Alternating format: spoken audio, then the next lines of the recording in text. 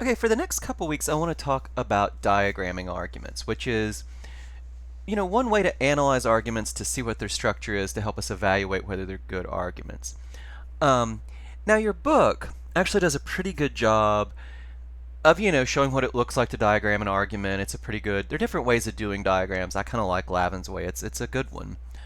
Um, and he explains a lot of the concepts there really well. One thing he skips over, and I don't know why he does this because it makes things really hard, is what I think is really honestly the first and really important step in diagramming an argument, which is putting it in so-called standard form. You'll also hear this called distilling an argument. Um, Lavin doesn't say a whole lot about it. The book's not perfect. There are better logic books out there, but his is free. The better ones are marginally better at best. I give his book a B. The best logic book I've seen is a B plus. His book is free. The B plus logic book is $80. I don't know that B plus is, compared to B is enough to really make you guys pay $80. So here we are. Anyway, so I'll just talk a little bit about, um, you know, what it is to put an argument in standard form. And the idea here is pretty simple. It can get more complicated to actually execute this, but the idea is super simple. You find the premises and conclusions. Generally, the best idea with any argument is to always find the conclusion first and work backwards. So find the conclusion and then put the premises and the conclusion in a sort of numbered form with the conclusion at the end. So let me just give you guys some examples. Abortion is not morally wrong. If it were morally wrong, it would be illegal, and it is not illegal. Look, not sure this is a great argument. Plenty of things that, some things that are illegal might be perfectly moral. Some, more importantly, some things, that are immoral might be legal. Who knows? But this argument assumes that it's a perfect sign if something is immoral, it's going to be illegal. All right. Abortion is not morally wrong. This in red is our conclusion. Blue are our premises. Now, one thing you'll notice, if it were morally wrong, it would be illegal, and it is not illegal, right? This is one sentence, but there's actually two premises here, right?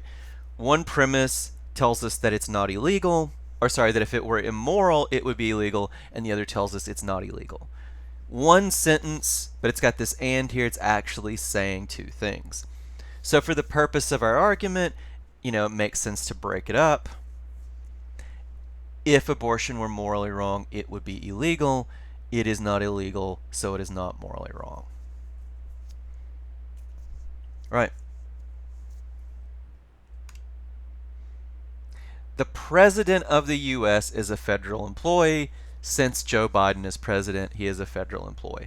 I think I took this one from Lavin, too. I think the abortion one I did, too. I think both of these I kind of took from him. He uses them in different places. Right. What is our conclusion here in red?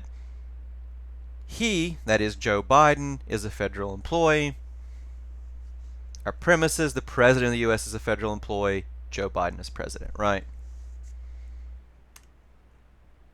The president of the U.S. is a federal employee. Joe Biden is president of the U.S. Therefore, he's a federal employee.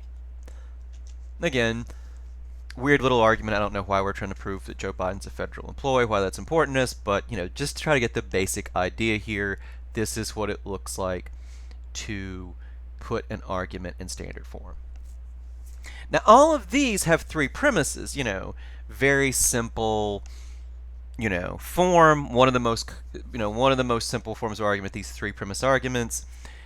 A lot of arguments are going to have a lot more. This can be more complicated. I'm just trying to get the basic idea across. One more of these very simple arguments. The Kennedy assassination was not a conspiracy. If it were a conspiracy, there would be some hard evidence, but there isn't. Again, we have one sentence, but it's making two claims, right? Remember, if you want to use Lavin's talk about propositions, there are two different propositions here, right? But, you know, you can't just think of this as making two different claims.